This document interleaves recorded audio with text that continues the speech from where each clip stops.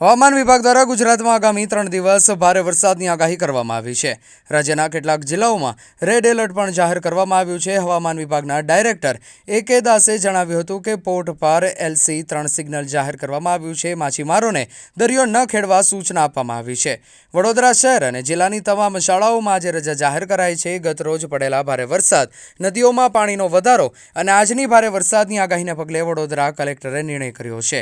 KG થી લઈને ધોરણ 12 સુધીના તમામ વિદ્યાર્થીઓ માટે રજા જાહેર કરાઈ છે। બનાસકાંઠા જિલ્લાના વરસાદનું આગમન થયું છે। બનાસકાંઠા જિલ્લાની LCB પોલીસે જગાણા નજીક આવેલ મારુતિ હોટલ પાસેથી મોટી કામગીરી કરી છે। પોલીસે રાજસ્થાન પાસિંગની ટ્રક નંબર RJ19GJ 0103 માંથી 1.52 કરોડનો વિદેશી દારૂનો જથ્થો ઝડપ્યો છે। પોલીસે ટ્રકમાંથી કુલ 26,460 બોટલ દારૂ અને બિયર જપ્ત કર્યા છે, જેની કિંમત ₹1.17 કરોડ છે। ઉપરાંત મોબાઈલ ફોન અને ટ્રક મળી કુલ મુદ્દામાલની કિંમત 1.52 કરોડ થાય છે।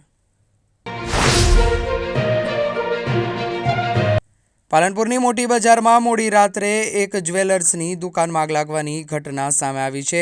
આ ઘટનામાં દુકાનમાં રહેલા તમામ દાગીના અને અન્ય સામાન આગની લપેટમાં આવી જતા બળીને ખાખ થઈ ગયા છે।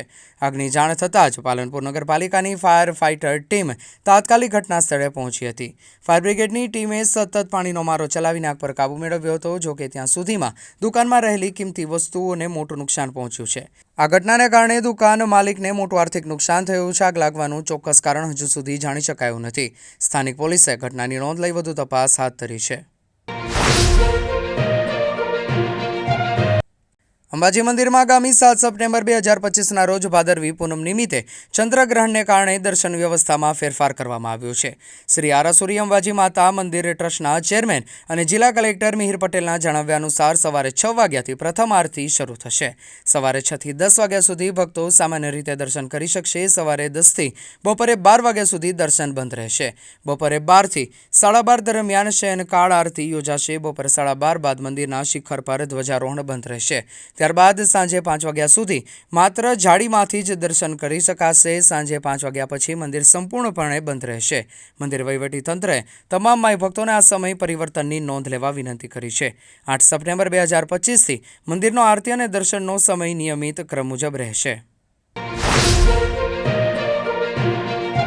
ભાદરવી પૂનમ મહામેળામાં 5મા દિવસે બનાસકાંઠા જિલ્લા કલેક્ટર મિહિર પટેલના માર્ગદર્શન અને નેતૃત્વ હેઠળ શ્રી આરાસુરી અંબાજી માતા દેવસ્થાન ટ્રસ્ટ અંબાજી દ્વારા ભવ્ય ડ્રોન લાઇટ શો યોજાયો હતો, જેમાં એક સાથે 400 ડ્રોન થકી માતાજીનું મુખારવિંદ, માતાજીની પાદુકા, પગપાળા સંઘ, શિવજીનો અભિષેક, શ્રી આરાસુરી અંબાજી માતા દેવસ્થાન ટ્રસ્ટ, જય અંબે એવા આધ્યાત્મિક પ્રતીકો આકાશમાં ઝળહળી ઉઠ્યા હતા।